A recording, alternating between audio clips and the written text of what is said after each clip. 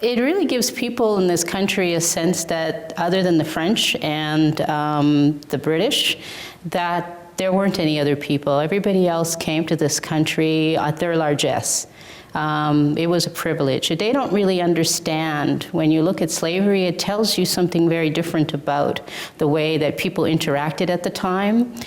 And it tells you a very different story of the kinds of people that built this country. So it wasn't just French and English in terms of the drama of the Canadian history, but rather it was really a conflagration of a lot of different communities and cultures that came together, some willingly and some not. So slavery is part of that not willing aspect of our history.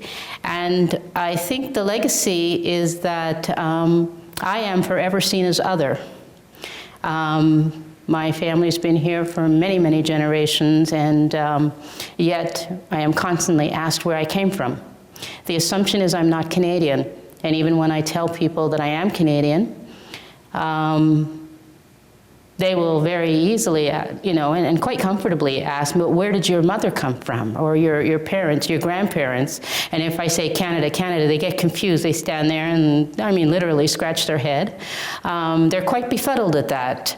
And when I explain that my family history goes back centuries, they have to pause and kind of contemplate that, because nobody told them that. Certainly their image of Canadians is white. They don't see people of color, whether it was the Chinese, the Japanese, the blacks. Even the Amerindians are often treated as if they are other to the Canadian narrative, right? And so everybody else that is not of European descent, Northern European descent, is considered other.